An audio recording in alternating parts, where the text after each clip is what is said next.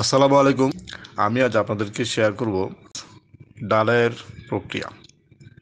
দেখেন, যে কোনো বিজনেসের ক্ষেত্রে আগে পূর্বে আইডিয়া নিতে হয় এবং কীভাবে অনেকে কাজ করে সেই ধারণাগুলো আপনাকে জেনে তারপরে বিজনেস শুরু করতে হয়।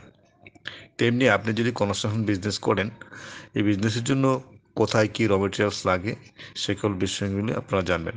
ছাদ ঢালাইয়ের জন্য ছাদ ঢালাইয়ের পূর্বে আপনার কোথায় কোন লোক কাজ করবে সেগুলি সেট করতে নেওয়া হয় এবং কোন সিমেন্ট আপনি ব্যবহার করবেন, কোন রড ব্যবহার করবেন, এগুলি আপনি ঠিক করে নেবেন এবং কোথায় কে দায়িত্ব পালন করবেন, পর্যাপ্ত পানি আছে কি না, কোন দিক থেকে ঢালাই শুরু হবে, এ সকল বিষয়গুলি আপনাদেরকে দেখতে হয়। তাই চলুন আমরা আজকের এই ভিডিওটা দেখি। আর আমার চ্যানেলে যারা নতুন তারা আমার চ্যানেলটিকে সাবস্ক্রাইব করে রাখবেন। আপনাদেরকে অসংখ্য ধন্যবাদ।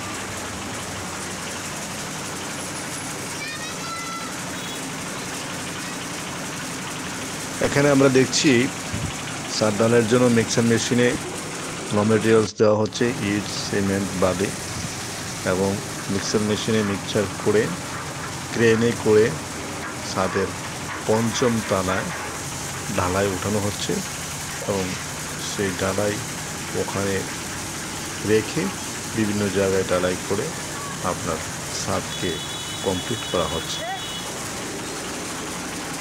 এখানে একটা বিষয় খেয়াল রাখতে পারেন, আপনারা যারা কনস্ট্রাকশন কাজ করবেন, দেখেন ক্রেনে যখন ঢালাই উপরে ওঠানো হয় তখন ক্রেনটা যেখানে বাঁধা হয় সেখানে জায়গাটাতে কিন্তু ঢালাই করা যায় না।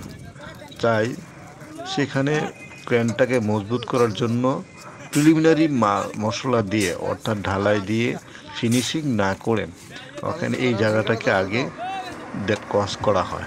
তারপরে এখানে সিট বিষে অর্থাৎ ক্রেনের যখন মালটা আসবে, মালটা উঠবে, ওঠার পরে এই মালটা আবার ঢালাই রেখে এখান থেকে কড়াই করে মিস্ত্রিরা বেলচা দিয়ে উঠে উঠে চাঁদের ডালায় যেখানে শুরু হচ্ছে সেখানে নিয়ে যাচ্ছে।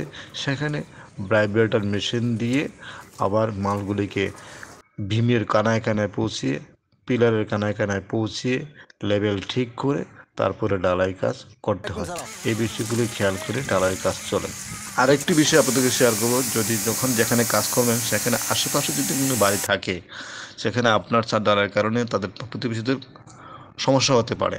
তাই ছাদের বিল্ডিংয়ের পাশ দিয়ে আপনার পলিথিন দিয়ে অথবা যে কোনো একটা চট দিয়ে বেড়া দিয়ে তারপরে আপনি কাজ করবেন যাতে করে প্রতিবেশীর সমস্যা না হয়।